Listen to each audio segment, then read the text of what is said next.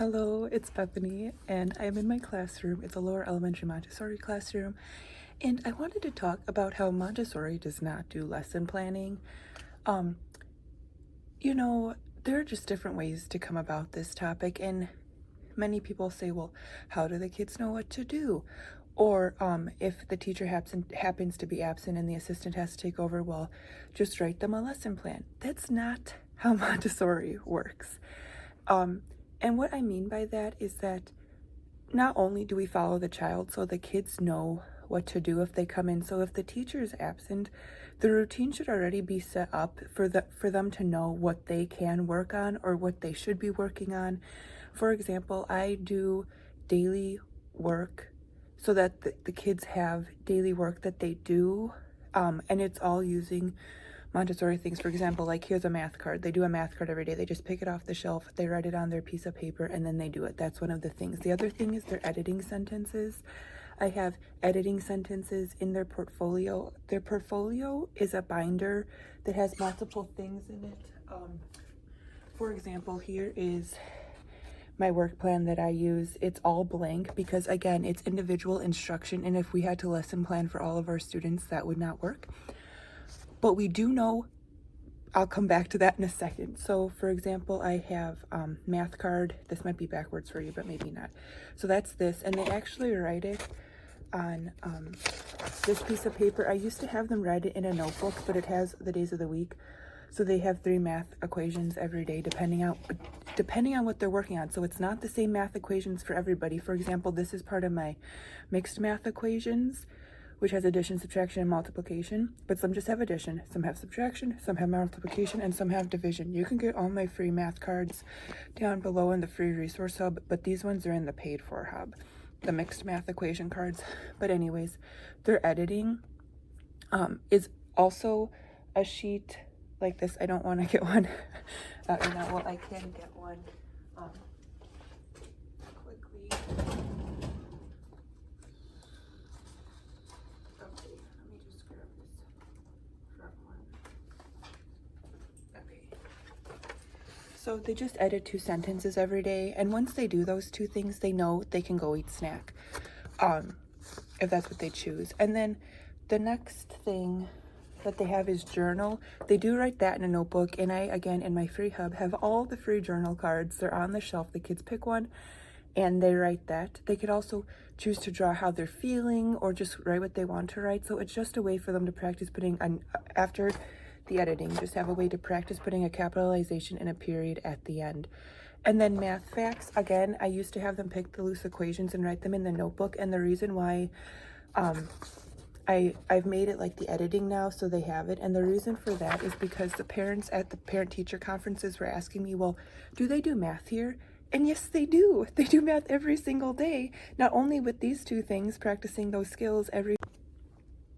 So they thought, well, I don't see any math being sent home, and I had everything in a notebook, so that's why I send all their daily stuff home, so then the parents can also see what they've done. The RAS Kids and typing are all computer programs, and then the Rashika reading program, I just put it's Washika on there, but they do that, and they have a packet again in their portfolio. And then it's not on here, but we also do reading work at the end of the day, so that's in the portfolio as well. And we use Flyleaf Publishing. I like that series of books. They go from very easy to super advanced, so it's so nice for the individualization of where students are in their reading and comprehension skills. And then so they have all those works to do plus the reading. We stop at like 30 minutes before we do our second recess at the end of the day, and they do silent reading in that. So with all that, they should be able to walk in here without the teacher being here and do everything, because it's not repetitive. It's repetitive work, so they know how to do it, but it's building on their skills. So there is a reason why we don't need to lesson plan. But and then you notice, I'll bring up another point in a second, but then you notice these math, language, and culturals are all blank. Usually and typically we do link cultural work all together. That's planned. I pick it based off what we're studying that month. Now, if a student says, I want to do a report on something, go for it. You don't have to do the cultural for the day. You can do it eventually, but you don't necessarily have to do it that day. That is why it's also left blank, because if I wrote like parts of the earth on here and the student didn't complete it until Wednesday because it's stated, why would I write that on there if they're going to do it a different day? This is their completed work, right? So then for math and language, it's a little bit different. At first in my training, I was like, every first year has to see these things, but that's not how Montessori works, right? And I knew that from being a kid and everything in Montessori. I attended a Montessori school, but the thing is, every math and language is individual. And how do I keep track of that? Well, I have created all these maps for them, and I'm going to turn you around so you could see it. So I'm just going to show you the second grade language map. And so they do these, they say, hey, so it's individual for what they do. So again, I'm not lesson planning these because this is what we do. We follow a scope and sequence. So the kid knows and the student know and I know what they need next. But also, here's the thing. So my language, this is like a full language math map. I have it for first, second, third. I also have math for first, second, third. But at first, I made individual concept maps for each one. So that was for language, it was grammar, word study, writing. And then for math, it's numeration, and then time, money, measurement, graphs, concepts, and extra, graphs and extra concepts and fractions, and then geometry. So I have all those maps, and then I put it just into one big map for math for each grade, and then one big map for language for each grade. I do have these available down below if you want to purchase these maps. This is my favorite thing because this is the true Montessori where we follow each child and they just say, I need this presentation. I sit down and I do the presentation with them. And you might be saying, well, I have a lot of kids. I can't do that for each kid. When I used to do it in like grade level groups when I first started, everybody was distracted. I had to represent a bunch. But when you sit down individually with 1, 2, or 3 kids, then that is when it's just magical how they just remember it better and they do the follow-up work. So then it's not like, well, we give the grammar presentation on Monday, but they have like a week to do it. The kids are not going to remember their week to do. So maybe it works in your classroom and that's why you write it down in like a presentation work plan. But what I do is they get the presentation, they do the work, and then typically they go back to review that work because they've gotten the presentation and they remember how to do it. And that's also Montessori. So if I'm absent, there doesn't need to be a lesson plan because the students know the majority of the work and it's review anyways. So if I'm absent 1 or 2 days, they can do review work, which is typically just the work they should be working on anyways to better their skills. It doesn't even matter if a third year is still doing, if they pick a compound word work that day, it's good for them to review that. And all this, I'm bringing all this up because the other day, I only had a few students in my class, and I said, we do reading buddies where the kids, one of my kids go one at a time to the early childhood classrooms and read with the students. But what I wanted to do was just take the 3 students and like go with them to the early childhood classrooms. And also we went to the toddler classroom and show them like, hey, we can help the other students because that is a part of Montessori. But I just prefer to be in there with them if they're helping with their work so I can make sure they're helping correctly, not just playing around. But with the reading buddies, like their objective is to sit and listen to the younger student read the book to them. So then it's like an easy task for them to do so they know what they're doing and then they come back to the class. But with this, we went and one of the teachers was absent in the room and a little like a 5-year-old came up to me and said, well, what should I work on?